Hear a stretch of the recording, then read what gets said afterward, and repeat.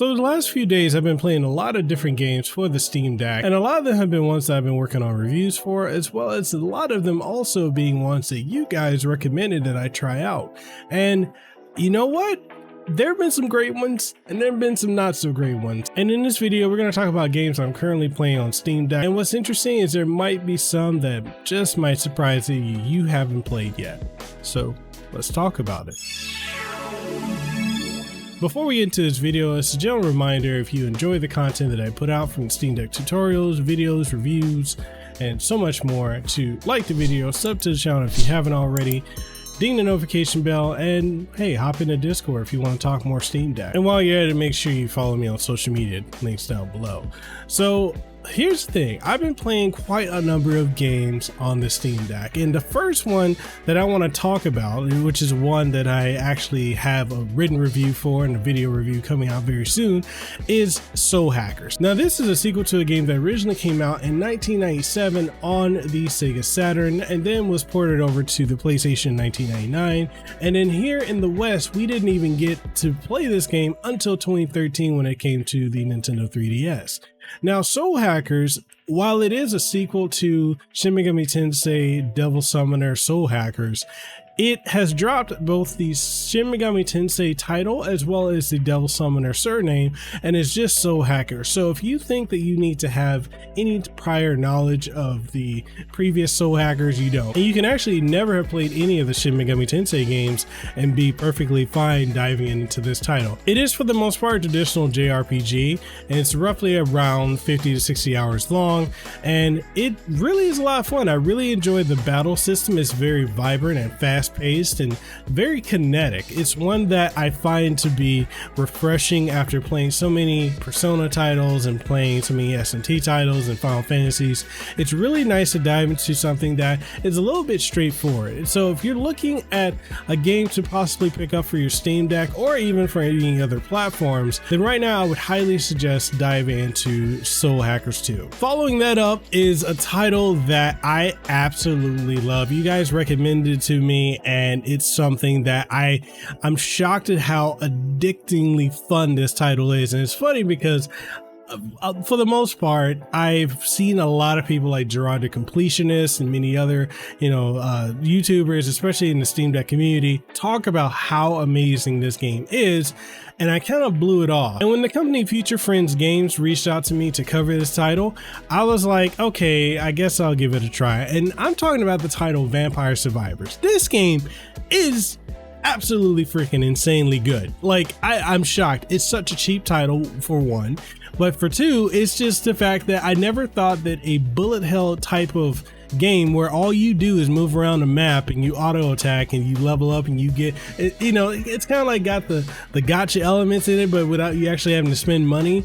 And it's such a simple formula that just works. It's so good. Like, it's one of those things where I know, like, looking at it, it doesn't look like much, but when you start playing it, you start leveling up, you get more abilities, and then the enemies start swarming you more and more and more. It really becomes like it's an experience. That's all I could say about it. And I think if you're looking to pick up a game that's really cheap, that really makes like playing on the Steam Deck that worth it, and something that's going to hook you for, I think I've clocked in probably 100 hours now, and I'm not done. But if you're looking for something that's going to hook you, Vampire Survivors is a title for you. So there's another title I've been playing, and this is something that's really, really interesting, and it's called Sword and Fairy Together Forever. This is an interesting title that I don't really hear any of the mainstream press talk about, but it is basically it's Devil May Cry meets Bayonetta, but it's set in like ancient China, feudal China, and it's really, really cool because it's got really good combat mechanics, a really interesting story, although it does have a lot of like translation issues, and sometimes the dialogue is kind of hard to follow. But for the most part, I'm playing it for the gameplay, not so much the story. I did a full review on it too. Just check it out, Kasanova.com. I'll have a link down below in the description. But this is a game that I've really sunk some time into, and I really enjoy it. And I've been playing it on my PlayStation. I've also been playing it on my Steam Deck. I've been doing that primarily through remote play using Shiaki. And It's really been a blast playing this game. Like, I no lie, this game is absolutely fantastic. So if you're looking for a new action hack and slash type of game, this is one that you should probably pick up. Moving on to franchises that I am absolutely enamored with. It is none other than Demon Slayer, Kimetsu no Yaiba, and they recently released a game last year on consoles that I had the pleasure of reviewing, and I've also been reviewing the re-release on the Nintendo Switch, as well as having the character passes for the other platforms, and that is none other than the Hinokami Chronicles game. This is absolutely fun, and what's really cool is they recently added in characters from the Entertainment District arc, which was fantastic to watch and also to read too. I know the manga has long been done. The anime is taking its time, because I remember when I first started watching Demon Slayer back in 2016, 2017, and then like there's nothing, and then it wasn't popular, and it picked up massively in popularity in the last 2 years. Kind of crazy how a lot of anime that I watch and manga that I read, they have that effect down the road. But yeah, so this one, it adds in Ting and Uzui, and you've got all the demons from the Entertainment District arc. You've got all the demons that you fought previously and all the characters. Like, it's literally the game's expansion, the character expansion pass gets you up to the Entertainment District arc. And one of the things I said originally when I reviewed the game last year was that I wanted this to effectively get to a point where they're just adding characters, because the core gameplay is phenomenal. The gameplay is like an absolute dream on the Steam Deck, and I've absolutely loved playing this. 60 frames per second, 720p, you know, and I get a good amount of battery life out of it. I roughly get somewhere around 2.5 to 3 hours of battery life when I'm playing that, and it's fun because I get to relive moments from the show. But yeah, if you're looking at picking up an interesting arena-based fighting game, then Demon Slayer, Kimetsu no Yaiba, the Hinokami Chronicles is definitely one you want to pick up. Now, the next title is called Bright Memory Infinite, and this is a title that I actually reviewed a year ago, and it originally released on PC, and it was really great. I played it for as much as I could when I got time to play it on PC, but now that I've got the Steam Deck, I've been putting in a lot of time into it. And it's kind of crazy how this game was made by one person. Like, literally one person made this game from top to bottom. It's a first-person shooter, incorporates a lot of hack and slash as well, so you get access to a high-frequency sword as well as other abilities, and then you can dart around and just do like time distortion jumps and stuff like that. It's really good, and graphically it looks amazing because it's running on the Unreal Engine 5. So compared to a lot of AAA games that have been coming out, this game puts it to bed. Now, playing it on the Steam Deck, it runs about 30 frames per second. You can drop the settings down to push it up to roughly, 40, at a sweet spot of around 40, to sometimes you can get it to go up to 60, but it will come down. It's not like a consistent locked 60 frames per second, but I've been able to get it to float around 40 frames per second, and it's absolutely fun. And I've been playing it also docked too, which is a great experience when I don't want to play it on my PC or handheld, because sometimes I'm just not able to do that.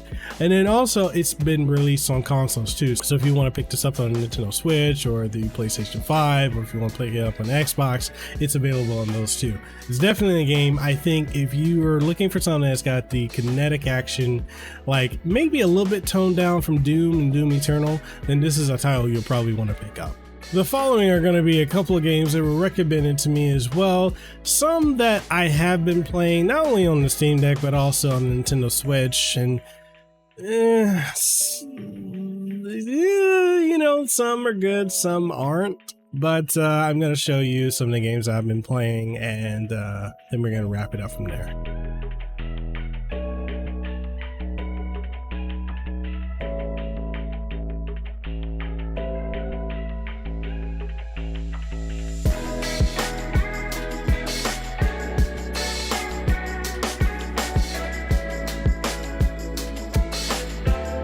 And that's it. Those are the games I've been playing on my Steam Deck, as well as on other platforms as well.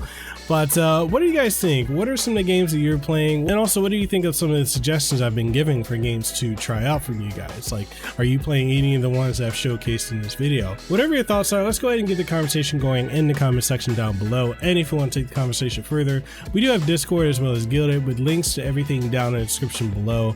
And also, if you enjoyed this video, as well as all the other content that I put out, Make sure you like the video, sub to the channel if you haven't already, and ding the notification bell. That way you stay up to date on all the latest and greatest content that comes from this channel. And if you want to support further, we do have channel memberships as well as Patreon, as well as merch on Teespring and Teepublic, with links to everything down below. All that being said, I hope you guys have a great and aloha rest of your day. Stay safe, stay blessed, and I'll see you guys on the next one. Peace. All for your time. If you found this episode to be incredibly enjoyable, informative, or if there's anything you gain from it, or any insight, or anything that's good that you really enjoyed, make sure whatever platform you're listening to it on, or if you're watching it, leave a comment if that's available on the platform, like it, share it around with someone you think would enjoy it, and give us some feedback, because your feedback is exactly what we need to keep this show going. And if you're wondering what are some ways that you could support the show, we got various ways. We've got Patreon, we have channel memberships over on YouTube, as well as Subscribestar, Coffee, and so much more. Links for everything will be in the description. Check that out. And with all that being said, I hope you have an aloha rest of your day. Let them know that I'm next level. I'm a whole new kind of guy. Yeah.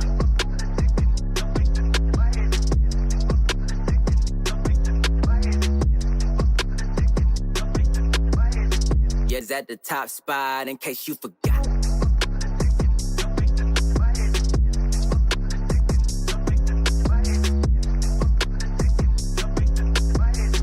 We the ones that got the block hot, bullet got the shot.